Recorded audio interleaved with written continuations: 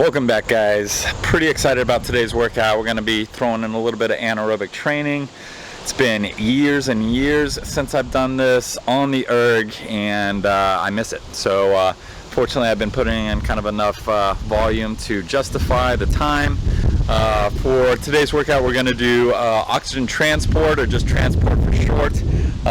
This training is designed to make the heart stronger, thus the transport. So the heart is what's going to be pumping that blood through your circulatory system. You know, if you think about it as kind of like laying some plumbing, if your steady state is laying a lot of pipe, if you don't increase the strength of your pump, your heart, then eventually you're going to have so much pipe and your water pressure is just going to be a trickle. And so you got to kind of keep up with maintaining the power of that pump, the strength of your heart, as you're doing more and more oxygen utilization work, that steady state, that UT2, so that your heart is strong enough to kind of take advantage of all the capillary beds that you're laying with that aerobic training. So I'm going to be using 3-minute intervals today, which is a favorite of mine. I'm going to keep the rest fairly long and the reps fairly low, so we're going to go 6-minute rest, and then we'll keep the rest probably 4 or 5 reps, so nothing crazy. So 12-15 minutes of anaerobic volume today. And with that longer rest, since it's the first time I've done this in a long time, it's certainly the first time in the season, I usually like to give a little bit of extra rest, and then as long as I'm feeling good and I feel like I don't need that rest anymore to get good quality volume, then we'll start to decrease that rest for later intervals. But I think that's an important thing about rest. Rest is there just to ensure that you can execute the workout effectively in the way that you need it to, and so give yourself enough rest to be able to achieve that, and don't give yourself more than you need, otherwise you're just kind of wasting time. But I'm going to go ahead and start getting set up and kind of take you guys along. We can talk a little bit about the plan as we go through, and that'll be it. So looking forward to it.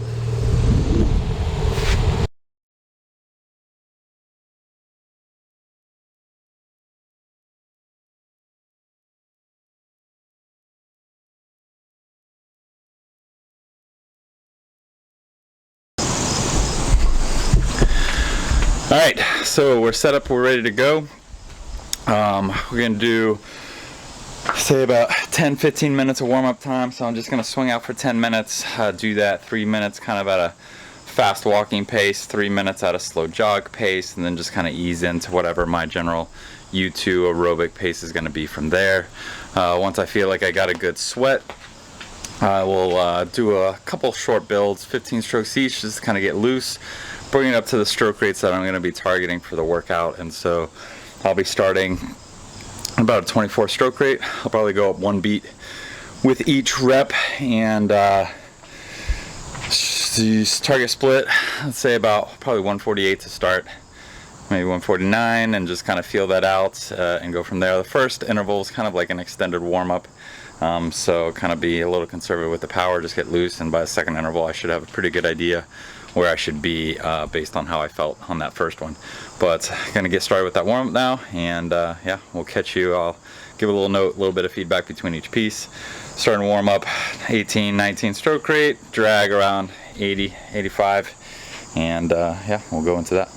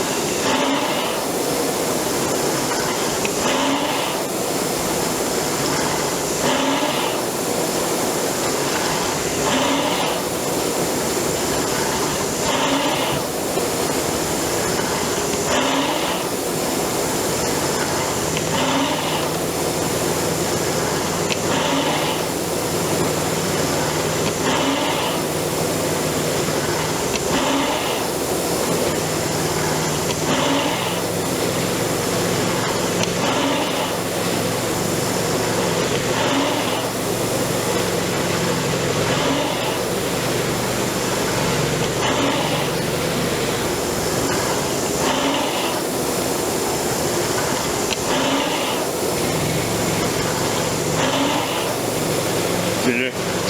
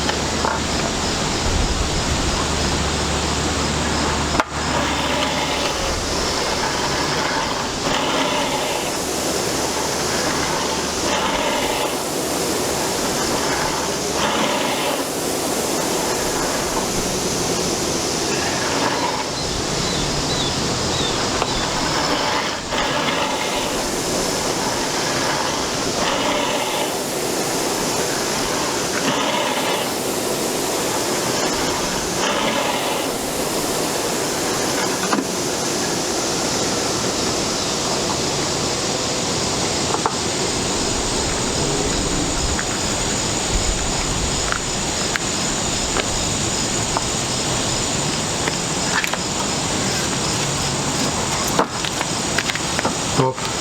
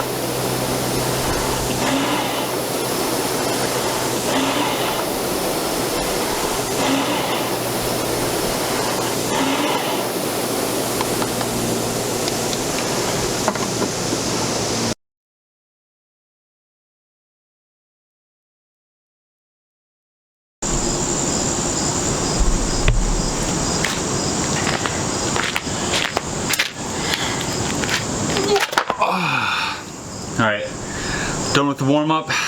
Feeling a little bit more sluggish than I was yesterday to start, but also I haven't rode 40 minutes in a long time. This is the day after, but woke up feeling really good, so I want to take advantage of that.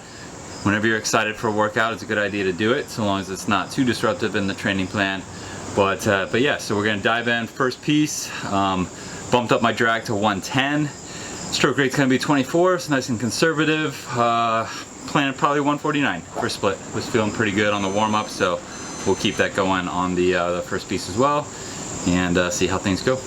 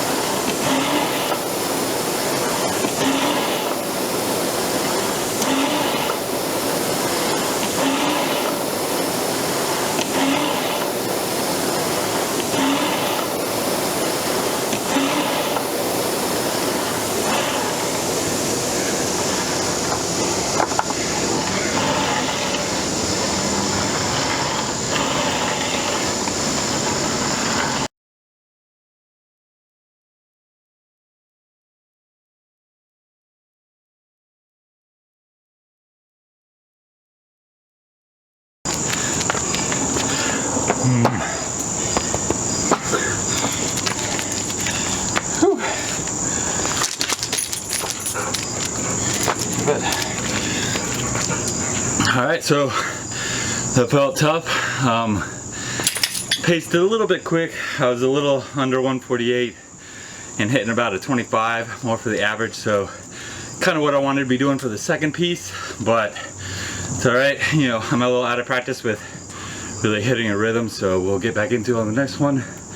Normally on the second one I'd get a little faster, so maybe I'll just try to hit the same 25, about 147 and a half, 148, and go from there. But for that middle, just trying to kind of keep moving, row it out on the erg as much as you can, walk around, but definitely avoid sitting and avoid crouching and talking to a camera. So I'll cut back in 2 when I'm ready to start the next piece.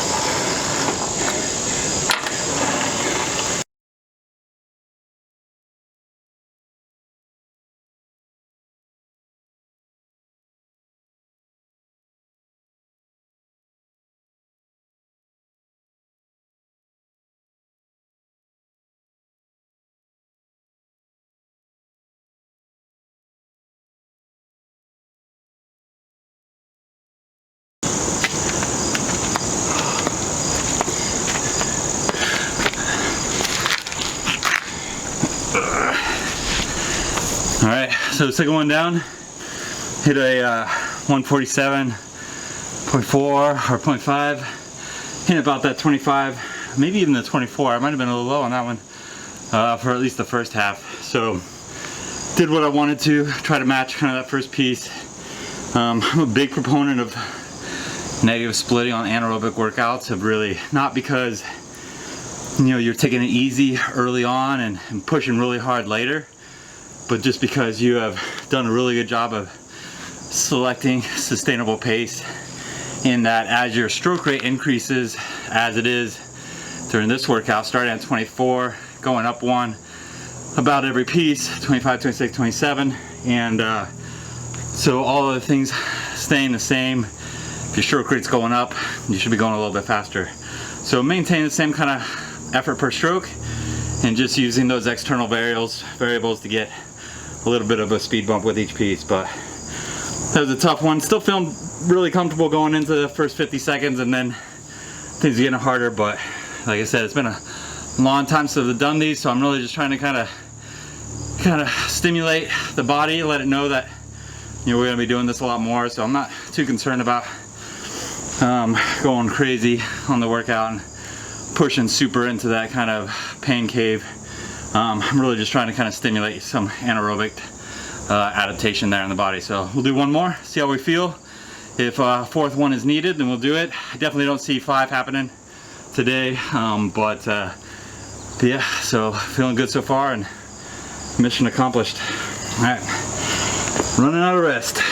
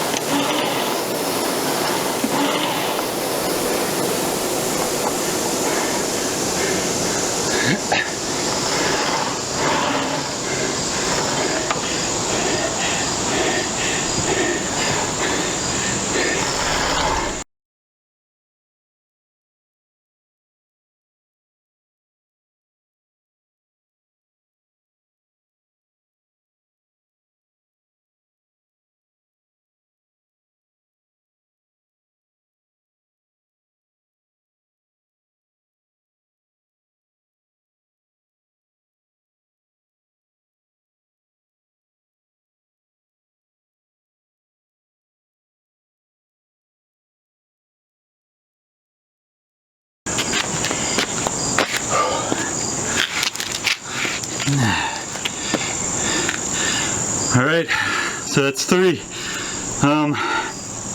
Yeah, it was tough. I stroked a little bit fast, about 27, 28, maybe a 26 for a few, but not a ton.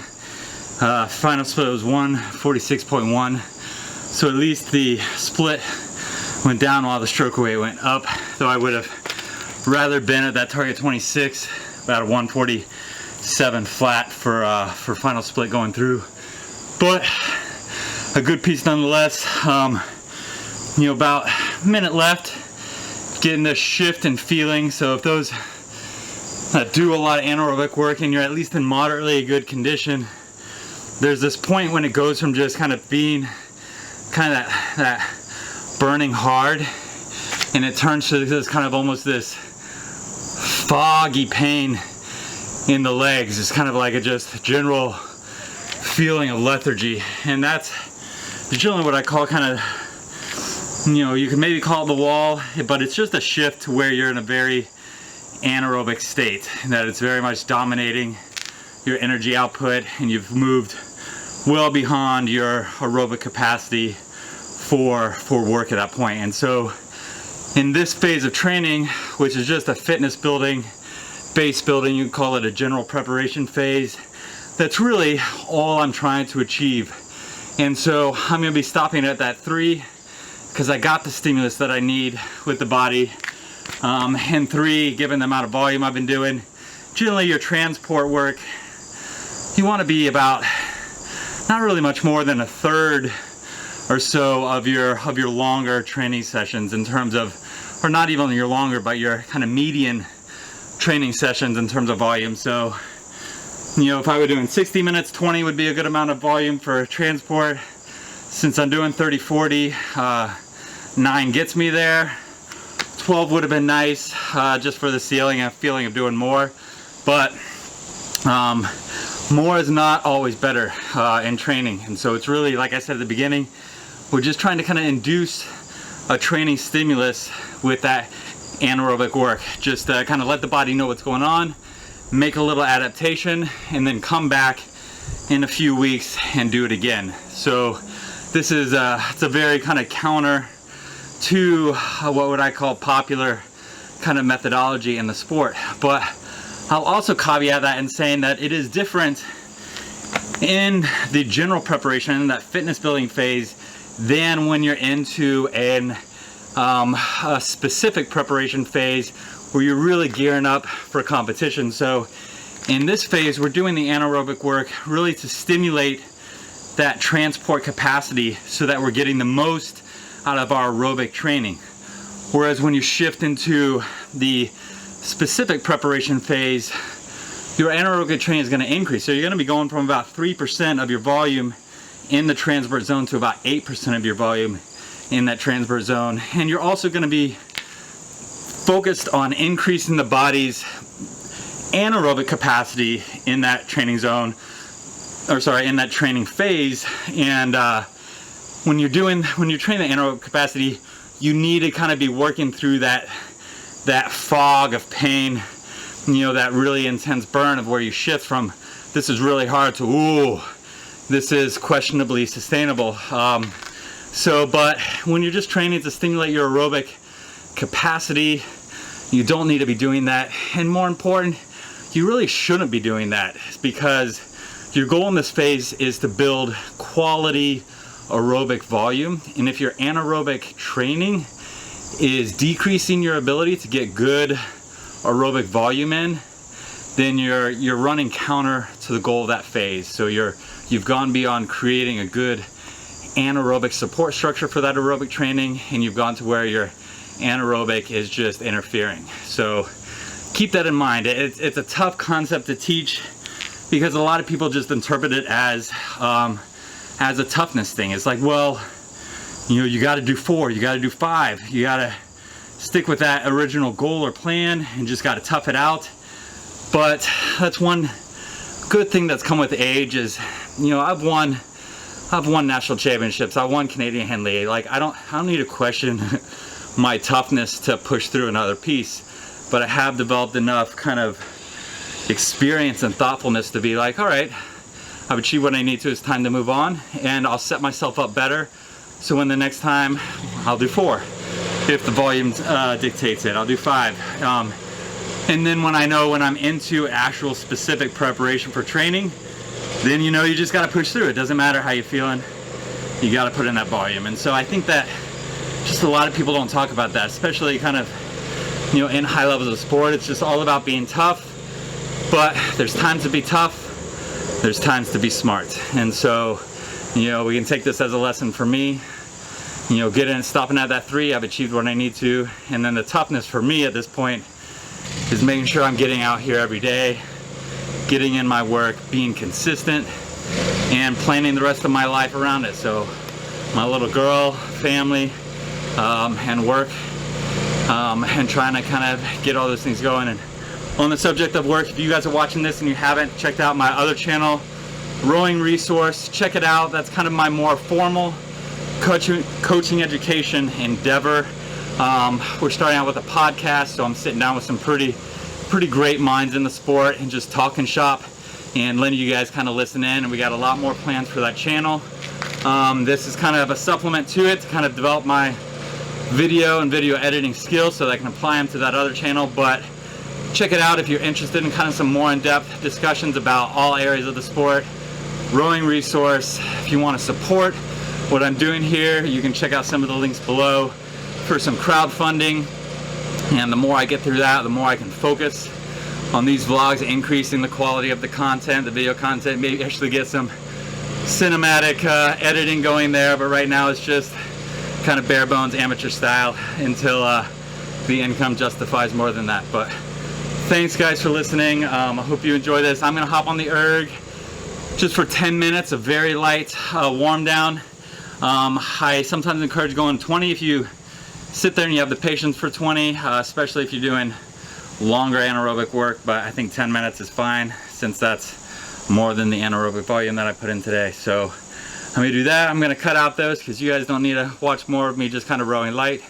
Check out the other videos if that's what you want to see. But thanks for listening. I hope taking you through this kind of first hard session for me on the erg in probably 7 years can kind of help give some of you guys insight out there, because I know guys like Eric Murray, Cameron, they do some great job of kind of bringing you guys into the workout, but those guys are working at a whole different level than I am, and probably a whole different level than you guys are too. So hopefully this kind of brings it a little bit more to that average rower's level. And granted, I might be a little more than average because I've been fast before, but you know what I'm saying. You know, just trying to kind of get back in with without those years of training experience and that full-time training commitment. So that's it. I'm starting to ramble. Thanks guys, and we'll see you guys in the next episode.